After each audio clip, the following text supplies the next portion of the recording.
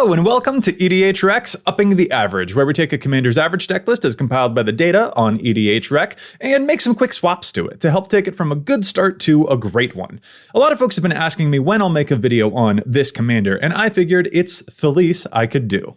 Thalisse Reverent Medium was EDHREC's very own Commander Legends preview card, and it's one of my current favorite commander decks. At the end of every turn, we make a spirit for every token we've already made that turn. For just an uncommon, that ability is sick. Thalisse's EDHREC page is quite the interesting sight. We have some extremely fun and very classic token-making cards, including and especially some highlights from Innistrad sets. Of special note are the token-enhancing cards that we see here too. There's really a whole lot going on here, so let's just get right to it. We'll take Thalisse's average deck list from the average deck feature and import it to the Architect deck-building website. As always, any swaps we make to the list must either keep the total price of the list cost neutral or else help lower the overall cost of the deck. Right off the bat, I think I have to say that this one's gonna be a tricky video to do. Thalisse's average deck is, in my opinion, very divided, a little at war with itself. On the one hand, we have some fantastic token makers that we want our commander to enhance. And on the other hand, we have a veritable army of aristocrats cards eagerly waiting to watch all of those tokens kick the bucket so that we can drain our enemies to death. There's a lot to recommend about this strategy, but there's also a lot about this strategy that is very precarious. This isn't the direction that I personally went with my own Thalisse deck, and I'll discuss that in more detail in a moment, but for now I'll say that accomplishing this deck's goal means that we have to keep a lot of plates spinning, and that's exactly where we have the most room to make our improvements. Real quick though, I think it's best that we first get acquainted with Thalisse's core cards. Naturally, Anointed Procession is a standout, doubling not only the initial wave of tokens, but also Thalisse's token production too, effectively quadrupling her spirit output. Divine Visitation is spicy too, turning all of those spirits into something far more formidable. These are admittedly pricey cards though, so stay tuned at the end of the video for our budget honorable mentions. The token makers themselves include some heavy hitters. The new Myosian is a phenomenal piece of work.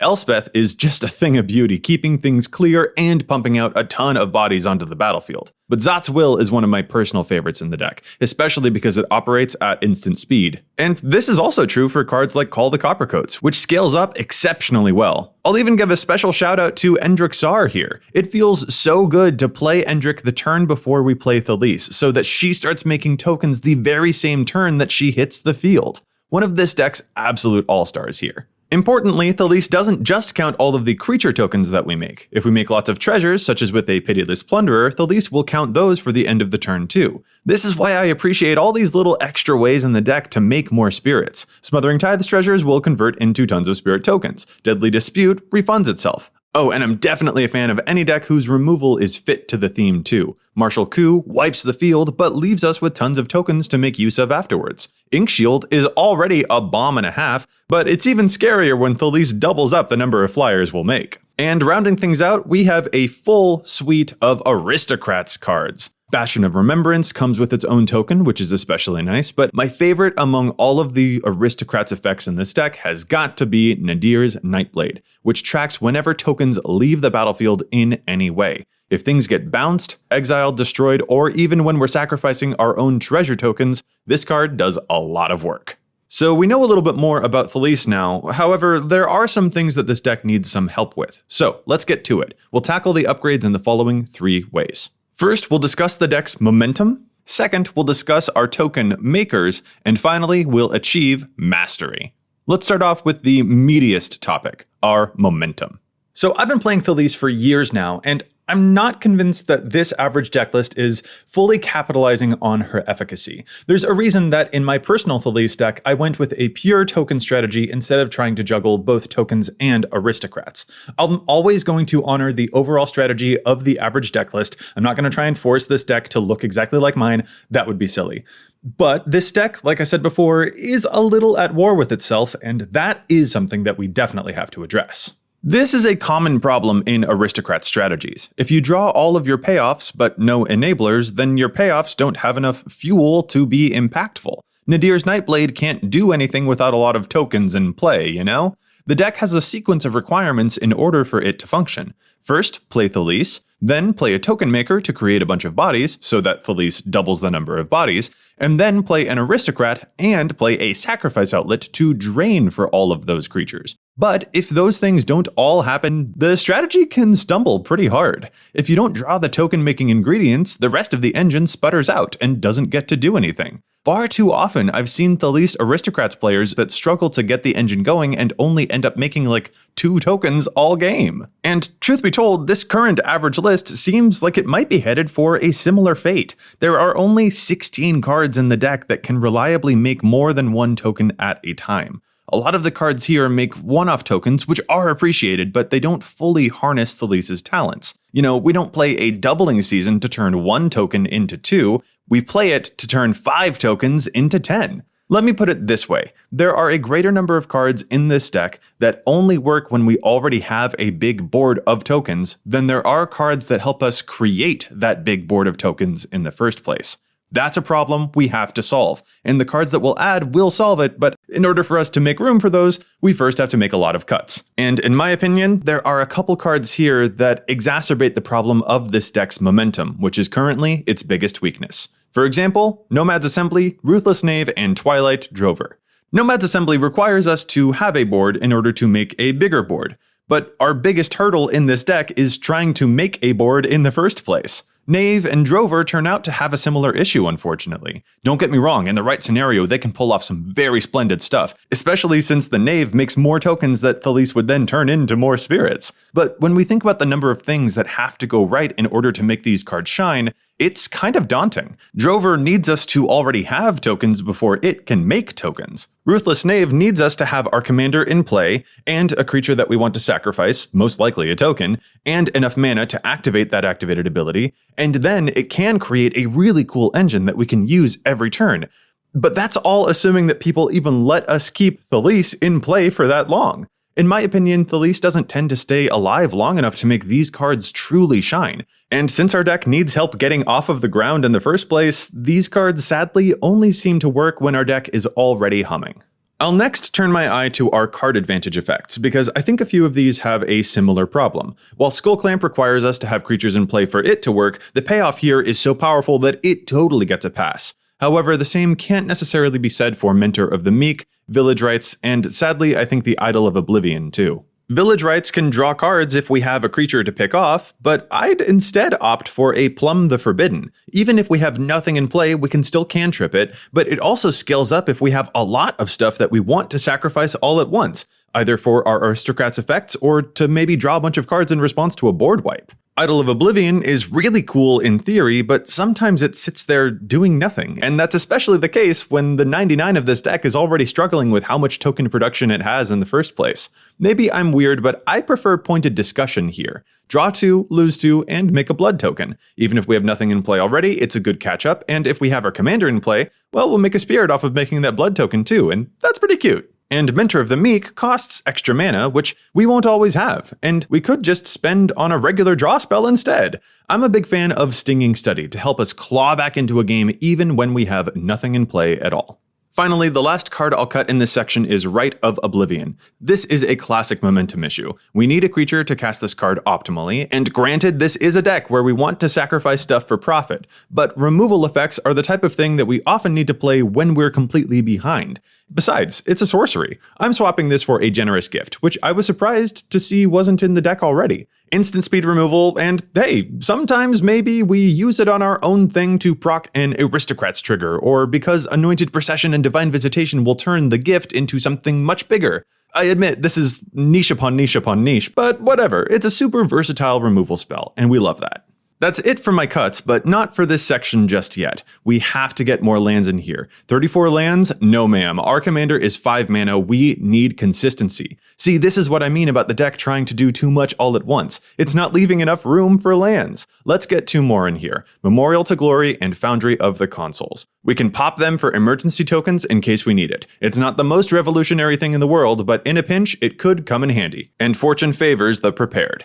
That's it for section 1, and this section about momentum appropriately helps us pick up speed to get to part 2. Let's talk about our token makers. This is our most straightforward section, making little swaps to slightly improve our token output, making 4 tokens instead of 3, that kind of thing. Let's get to it. Okay, y'all, it took all my strength not to make this the very first card I cut in the video, but Doomed Traveler, hey buddy, let's talk. This is a no from me, dog. I get why Teysa Karlov decks like it, but this deck doesn't need it. I'm gonna swap this out for a different death-related Spirit Maker. The new Release to Memory card breaks my heart. It's so good. Ruin a Necromancer's day while giving yourself a bunch of tokens? Yeah, this card absolutely deserves a spot here. I'll also make a quick tiny tweak. Spectral Procession is a perfectly fine card, but I have noticed that more often than not, this deck kinda has to cast it for 4 mana instead of 3 just because of the mana requirements. So I would personally prefer to swap it for the card Battle Screech. We cast the Screech with Thalisse in play, and then make 2 flying birds. Then we tap those birds and Thalisse and flash it back for 2 more tokens. At the end of the turn, Thalisse gives us 4 more flying tokens. For 4 mana, 8 bodies in the air, it's a little reliant on Thalisse to be in play to get the very best effect out of it, but we're kind of playing that tempo already, waiting for our commander to be in play before we make a bunch of tokens. So this payoff just seems a little bit better and also really cool. Alright, I've got one more cut in this section, but it's kind of a tough one, so be ready. Let's talk about Keeper of the Accord. I haven't been in love with this card in this deck. The ramp effect has not paid off tremendously in my personal experience, and the token effect has been really tough to balance because this deck tends to be the deck that has the most creatures in play already. This card shines brightest when we have, for example, a sacrifice outlet that will help us regulate how many creatures we can have in play, so that we can make more spirits off of this effect, but that's a really tough thing to arrange. I absolutely get why people like this card, and I respect anyone who calls me out as a dingus for cutting it, but it just hasn't impressed me in this specific deck because I noticed that sometimes it doesn't have a lot to do in the moments when this deck really needs to press its advantage, not just try to play catch-up. So if you're willing to go along with me, I'd like to exchange it for a Newsgraph mob, which has the good fortune of being a bit more reliable about making tokens every turn. Here's the reason I love it most though. This deck contains a Cathar's Crusade. On the off chance that you get both of these in play, every zombie you make replaces the Newsgraph's counters, so every creature spell creates an ever-growing army of Zomzoms. I admit it's hard to get both of these in play at the same time, but come on, this is so terrific. Newsgraph is just a cool card and it's only like a quarter. Section 2 is in the bag, so it's time to close with our third and final category of swaps. Let's help Thalisse achieve true mastery. There's a big question that we should ask here that I think will help reframe our understanding of how we can better win the game with this deck.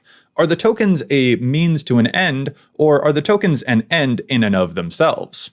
In this section, I want to highlight the things that make Thalisse unique amongst her peers. One of the other reasons that I made my Thalisse deck pure tokens instead of tokens and aristocrats is because we have a lot of Orzhov decks that already do the aristocrats thing, from Teysa to other Teysa to Elenda to Regna and Krav. But, aristocrats effects are a very big strength of Orzhov, so I totally get the appeal to use them in this deck too, because you can do a lot of damage if you make and sacrifice a bunch of bodies.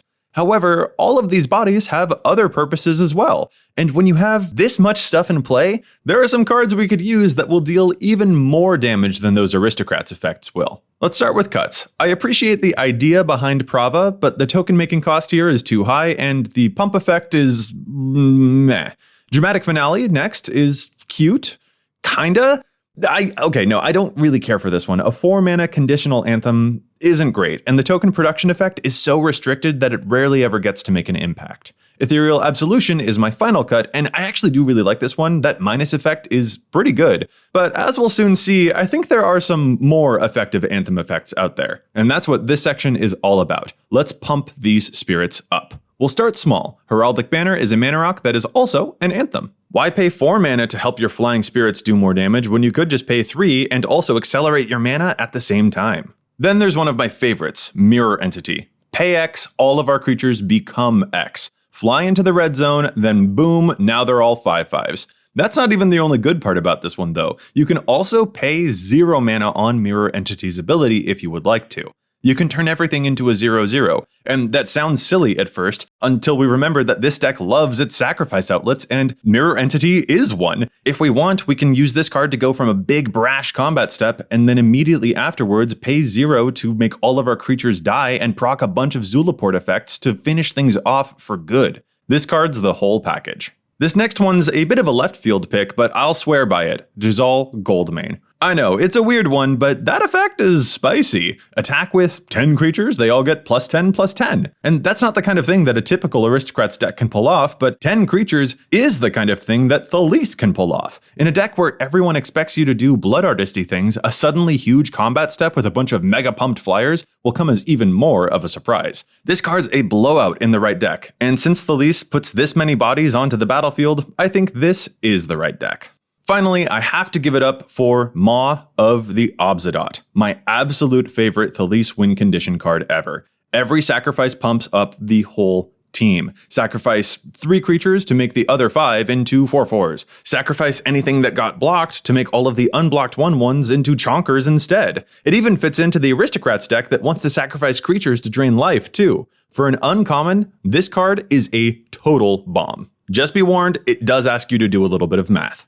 That's it for the official swaps, but let's wrap up with some honorable mentions, starting off with budget. If you're building this deck without all of those expensive cards, what are some alternatives that you could use? Well, these are the 6 most expensive non-land cards in the deck, and if you ignore them, you save over $135 on the entire list. Heck, if you also ignored the Godless Shrine from the mana base, that's already half the cost of the entire deck saved right there with just 7 cards. But let's get on into it. If you feel like you still need to make more tokens in your deck, Haunted Library and Shrine of Loyal Legions can really surprise you with just how many tokens they make. Or if you think that you need more sacrifice outlets, Fanatical Devotion and Spawning Pit are my personal favorites. And you know what? Shout out to the Spawning Pit for making even more tokens with its effect if you ever use it. If instead you feel that the deck needs more mana acceleration, Crowded Crypt and Strixhaven Stadium both have their uses for a deck that wants a lot of bodies on the field. Or if you feel you're low on card draw, Sign in Blood is a nice standby, and Minions Murmurs is actually a really cool one. It's risky, but if you want a big surge of cards, it could do the trick. And finally, if you want even more silliness, then Regna and Krav strike me as a pretty funny pair of friends to Thalisse, giving the deck a whole lot more business to do. Now, how about the inverse? What if you're making your Thalisse deck more extravagant?